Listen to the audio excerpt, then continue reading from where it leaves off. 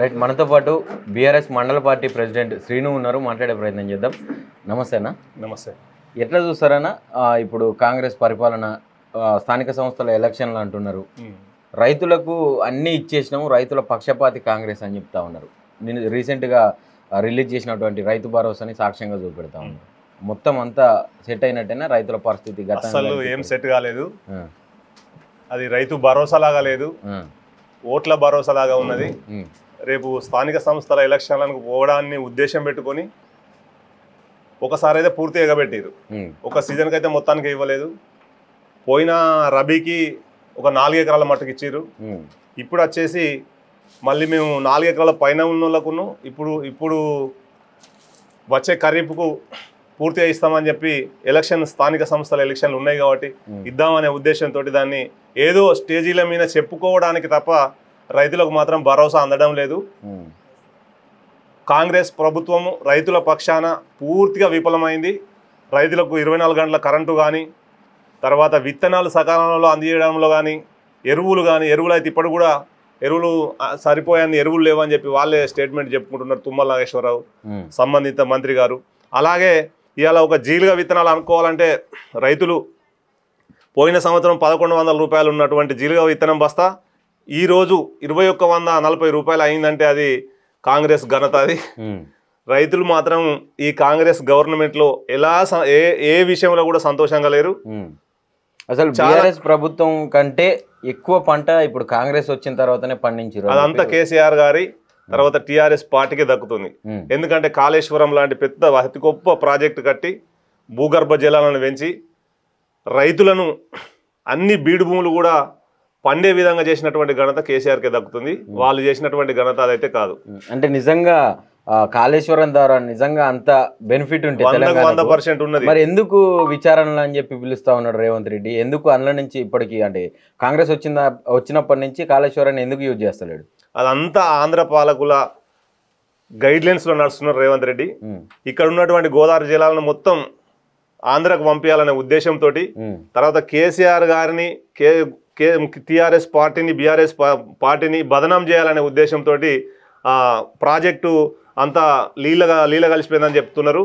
నిన్నగాక మొన్న BJP MP Etela Rajendra గారు కూడా 100% ఈ కాళేశ్వరం అనేది ఉపయోగపడుతుంది, 40 లక్షల ఎకరాలకు ఖచ్చితంగా నీళ్లు వాడుతున్నాయి. ప్రతి ఒక్క ఆయన కూడా బీఆర్ఎస్ మనిషి అంటారు కదా. మరి ఇప్పుడు కాంగ్రెస్ వాళ్ళు ఆయన బీఆర్ఎస్ గతంలో బీఆర్ఎస్ నుంచి వచ్చిండు కాబట్టి ఆయన ఒక ఆల్మోస్ట్ బీఆర్ఎస్ మనిషి, అందుకని ఆయన బీఆర్ఎస్ కు తొత్తుగా మాట్లాడుతూ ఉన్నాడు అని చెప్పి మాట్లాడు. అట్లేదు, చాలా మంది బీఆర్ఎస్ అంటే చాలా మంది మేధావులు, జలం మీద ప్రాజెక్టుల మీద అవగాహన ఉన్నటువంటి సైంటిస్టులు మీరు ఎవరిని అడిగి తెలుసుకున్నా కానీ కాళేశ్వరం ప్రాజెక్ట్ అనేది ఒక అద్భుతమైన ప్రాజెక్టు, ప్రపంచంలోనే మంచి నెంబర్ 1 లిఫ్ట్ ఇరిగేషన్ అని చెప్పి మంచి మేధావులు చెప్తున్నారు. దాంతో మనకు ప్రత్యక్షంగా కనబడుతున్నది కదా.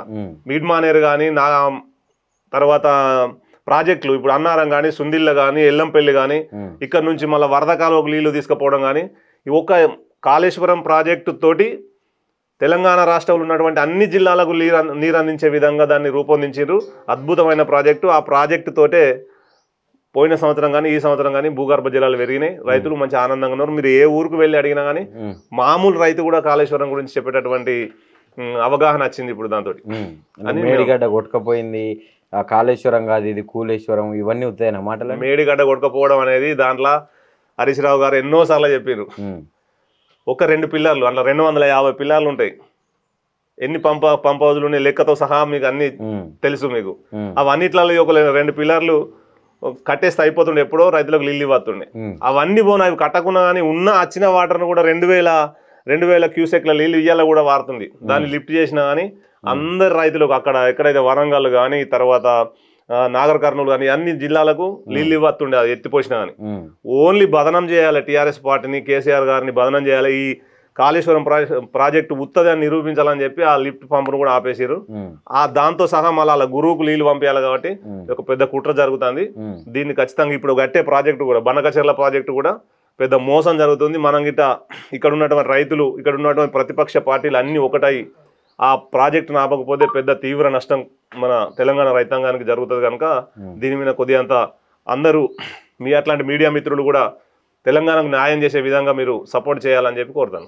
మరి ఇప్పుడు రీసెంట్గా రైతు భరోసా కూడా మొత్తం అందరికీ పడ్డాయని చెప్తా ఉన్నారు.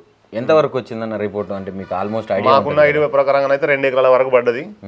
దాన్ని 4 ఎకరాల వరకు పోయిన రబీకి ఇచ్చిర్రు. ఇప్పుడు ఖరీఫ్కు ఈ 4 ఎకరాల వరకు పోయిన రబీకి ఇచ్చినాం కనుక ఈ 4 ఎకరాల పైన ఉన్న వాళ్ళకు ప్లస్ 4 ఎకరాల మొదటి నుంచి వేసిన వాళ్ళకు అందరికి వేస్తున్నామని చెప్తున్నారు. కానీ నాకు తెలిసినంత వరకు ఇప్పుడైతే 1 ఎకరన్నర 2 ఎకరాల లోపు వాళ్ళకు పడ్డాయి. అది ఎయ్యరు, ఎలక్షన్ల కొరకే అది రైతు బంధు అనేది నిధులు జమ చేసుకుని వేసిందని చెప్పి మేము అనుకుంటాను. కేసీఆర్ ఎన్నడూ పంటకు ముందు వేయలేదు, మేము వేస్తున్నాం అని చెప్పి చెప్తా ఉన్నారు. కేసీఆర్ ఎప్పుడైనా కానీ విత్తనాలు కొనుక్కోవడానికి వాళ్ళు నాట్లకు మధ్యలో కేసీఆర్ వేసేది, ఓట్లకు మధ్యలో రేవంత్ రెడ్డి వేస్తున్నాడు.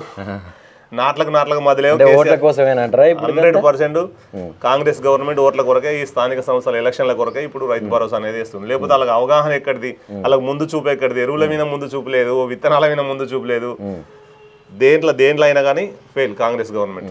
ఇప్పుడు స్థానిక సంస్థల ఎలక్షన్లకు మళ్ళా బీసీలకు అన్యాయం జరుగుతుంది, 42% రిజర్వేషన్లు ఇస్తలేరని అడుకునే ప్రయత్నం చేస్తారు. ఎందుకంటే రిజర్వేషన్ కావాలి కదా. ఇప్పుడు ఇంతకుముందు హామీ ఇచ్చిండు, అది నెరవేర్చాలని చెప్పి చెప్తా ఉన్నారు. ఈయనేమో కేంద్రం మీద వేసేసి కేంద్రం ఒప్పుకోవట్లేదు, నన్ను ఏం చేయమంటారు అని చెప్పి మాట్లాడతారు. మొన్న అంటున్నాడు కదా. అయితే హైకోర్టు నుంచి తీర్పు రావాలి, తీర్పు వచ్చిన తర్వాతనే మళ్ళీ రిజర్వేషన్. అదంతా వణుకు పుట్టింది లోపల. గ్రామాలలో మొత్తం టీఆర్ఎస్ ప్రభుత్వానికి జై కొడుతున్నారు జనాలు, రైతులు. మామూలు ఆడ మహిళలు కూడా 2500 రూపాయలు ఇస్తామని చెప్పి మాకు ఎగబెట్టిండు. ఇప్పటికి 18-19 నెలలు అవుతున్నది గవర్నమెంట్ వచ్చి, దాన్ని ఊసే లేదు, తులం బంగారం ఊసే లేదు. ఇవన్నీ ఎగబెడతాను, ఆయన దగ్గర పైసలు లేవు, పరిపాలన చేత కాదు, ఎలక్షన్ పెట్టే దమ్ము లేకనే ఇవన్నీ లేదో సాకులు చెప్తాను అనేది మాత్రం అందరూ అనుకుంటున్నారు. ఎందుకు లేదన్నా ఎలక్షన్ పెట్టేద్దాము? గెలువాడు కనుక. గెలితే ఇప్పుడు ఒక ఎలక్షన్కి పోతే పరపతి పోతుంది, ఎక్కడ ఒక సీట్ వచ్చే పరిస్థితి లేదు. మనం ఒప్పుకున్నటువంటి 6 గ్యారెంటీలలో ఏ ఒక్కదాన్ని కూడా మనం సంపూర్ణంగా మహిళలను ప్రధానంగా మహిళలని అభివృద్ధిని లక్ష్యంగా పెట్టుకొని పనిచేస్తా ఉన్నది కాంగ్రెస్ పార్టీ. 1 కోటి మంది మహిళలని కోటీశ్వరాలను చేస్తా, వాళ్ళు ఓట్లు వేసినా కూడా గెలుస్తా, నేను మిగతా ఎవ్వరు వేయకుండా నష్టం లేదని చెప్పి మాట్లాడుతుంది.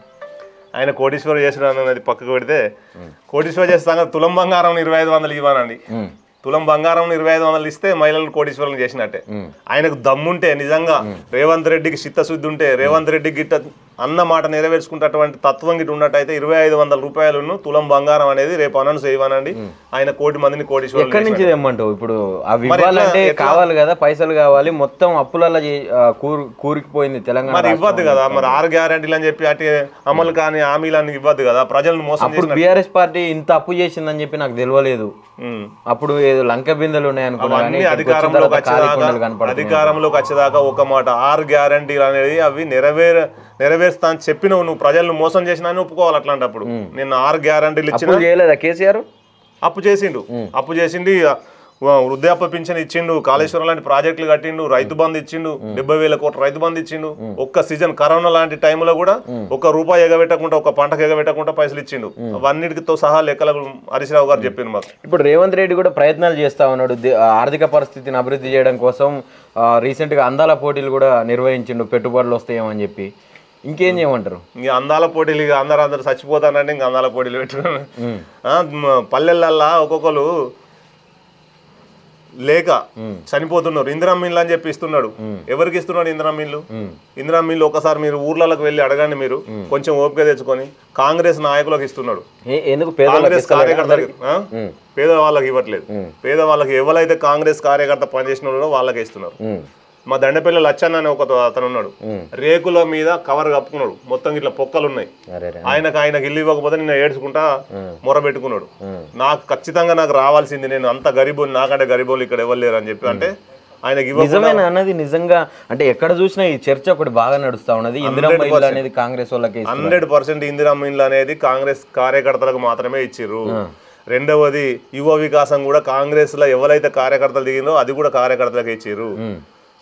యువ వికాసం అనేది సిబిల్ స్కోర్ ఎందుకండి? సిబిల్ స్కోర్ ఏం అవసరం? సిబిల్ స్కోర్ ఉన్నోడు ఉండరు కూడా. సిబిల్ స్కోర్ ఉన్న ఎవరన్నా 100 లక్షల రూపాయల లోన్ అప్లై చేసుకుంటారా? దాన్ని సిబిల్ స్కోర్ అని పెట్టింది. ఇది ఏం గవర్నమెంటో మీరు ఒకసారి ఆలోచన చేయండి. ఇదంతా కూడా జనాలు అందరు చూస్తూ ఉన్నారు, తెలంగాణ ప్రజలందరూ కూడా. అయితే రీసెంట్గా ఆయన కొన్ని మాటలు మాట్లాడి, అంటే ఒక ముఖ్యమంత్రి హోదాలో ఉండి అలాంటి మాటలు మాట్లాడొచ్చో లేదో అనేది ప్రజలు ఆలోచించాలి. ఇక అట్లాంటి మాటలు మాట్లాడి, నేను నా లక్ష్యం ఒకటే ఉండే కేసీఆర్ని గద్ద దించడమే నా లక్ష్యం పెట్టుకున్నా, అది నెరవేరింది, ఇక నాకు ఏ లక్ష్యాలు లేవు అని చెప్పి చెప్తా ఉన్నాడు. నేను తొడగొట్టినా పడగొట్టినా ఆ కుర్చీలో కూర్చున్నా అని చెప్పి మాట్లాడుతూ ఉన్నాడు. మాట్లాడొచ్చా ఒక ముఖ్యమంత్రి హోదాలో? తొడగొట్టుడు పదగొట్టుడు అనేది ఏమీ లేదు. 6 గ్యారంటీలు అనేటివి కేసీఆర్ కంటే మెరుగ్గా చెప్తున్నాడు. ఒక్కసారి చూద్దాం, 10 సంవత్సరాలు కేసీఆర్ పాలన చూసినాం కదా, రేవంత్ రెడ్డి కాంగ్రెస్ గవర్నమెంట్ పాలన కూడా ఒకసారి చూద్దాం అనేది. ఒక్కసారి మోసపోయిన ప్రజలు, కానీ ఇక మాత్రం మోసపోవడానికి సిద్ధంగా లేరు జనాలు. తెలంగాణ ప్రజలు ఏ పల్లెల్లో చూసినా కానీ మోసపోవడానికి సిద్ధంగా లేరు. ఖచ్చితంగా ఆయన 2000 ఇస్తే ఈయన 4000 ఇస్తానంటాడు, మహిళలకు 2500 ఇస్తానంటాడు, రైతు భరోసా 15,000 ఇస్తానంటాడు, 15,000 ఇస్తానని 12,000 తెస్తావి, ఏం లాభం? మోసం. నువ్వు రైతులకు క్షమాపణ చెప్పాలి కదా. నువ్వు 15,000 ఇస్తాను ఎట్లా చెప్పినావు నీ మేనిఫెస్టో? అంటే రైతుల పక్షపాతి అంట, పక్షపాతి అంటాడు. ఇవన్నీ నమ్మి మాత్రమే వాళ్ళకు ఓట్లేసారు. కొంతవరకు ఓట్లేసింది తప్ప కేసీఆర్ బొందబెట్టుడు ఆయన తరం కాదు. కాకపోతే ఒక 10 సంవత్సరాలు చేసిండు, ఒకసారి చూద్దామనే ఉద్దేశంతో, ఎక్కువ గ్యారంటీలు ఇస్తుండు కనుక చూద్దామనే ఉద్దేశంతో ఓట్లేసింది, కానీ ఆయన సొంత ఇమేజ్ తోటి కాదు, ఏం కదా. అంతా జనాలు ఒకసారి చూద్దామని కాంగ్రెస్ ప్రభుత్వం. ఓవరాల్ గా ఏం చెప్తారండి? ఇప్పుడు స్థానిక సంస్థల ఎలక్షన్స్ రాబోతా ఉన్నాయి, ఎట్లా ఉండబోతుంది పరిస్థితులు? మళ్ళా నెక్స్ట్ టర్మ్ ఒకవేళ కాంగ్రెస్ వచ్చే అవకాశం ఉన్నదా? ఊర్ల పరిస్థితి ఎట్లా ఉంది ఏమనుకుంటారు? నెక్స్ట్ టర్మ్ అయితే అసెంబ్లీ ఎన్నికల వరకు అసలు కాంగ్రెస్ అనేది ఉండదు. ఇంకొక 10, 15, 20 సంవత్సరాల దాకా కాంగ్రెస్ తనకు తానే భూస్థాపితం చేసుకున్నది. మేమైతే ఇప్పుడు అనుకుంటున్నాం ఈసారి ఓడిపోయిందే మంచిగా ఉన్నది. జనాలకు కూడా అందరూ అర్థమైంది కాంగ్రెస్ పరిపాలన అంటే ఏంటిది అనేది అని మేము అనుకుంటున్నాం.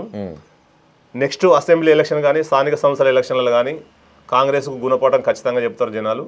అందరూ కూడా ఓటుతోటే సమాధానం చెప్తారని మేము అనుకుంటున్నాం. ఎందుకంటే ఇక్కడ ఉన్నటువంటి జనాలను భయభ్రాంతులకు గురి చేస్తున్నారు స్థానిక ఉన్నటువంటి నాయకులు కానీ, రాష్ట్రంలో ఉన్నటువంటి నాయకులు కానీ. ఏ ఒక్కరు బయటకెళ్ళి తిరిగే పరిస్థితి లేకుండా కేసులు బనాయించి అక్రమ కేసులు పెట్టి జైళ్ళలో పెడుతున్నారు. అలాంటివి మా మంచిర్యాల నియోజకవర్గంలో చాలా ఉన్నాయి కనుక కొంత ఓటుతోటి బుద్ధి చెప్తారని మేము అనుకుంటాం. రైట్, థ్యాంక్ యూ అన్న, థ్యాంక్ యూ సో మచ్. ఇది ఇక్కడ ఉన్నటువంటి లీడర్లు కావచ్చు, ఇటు రాష్ట్ర వ్యాప్తంగా రాష్ట్రంలో ఉన్నటువంటి లీడర్లు కావచ్చు, కాంగ్రెస్ పరిపాలనలో అక్రమ కేసులు అనేవి ఓన్లీ రాష్ట్రంలోనే కాదు నియోజకవర్గాలలో కూడా కొనసాగుతూ ఉన్నాయి. ఖచ్చితంగా ఓట్ల ద్వారా కాంగ్రెస్ పార్టీకి బుద్ధి చెప్పే అవకాశం ఉన్నది ఈసారి ఎలక్షన్స్లో అని చెప్పి శ్రీనన్న చెప్తా ఉన్న పరిస్థితి చూస్తూ ఉన్నాం.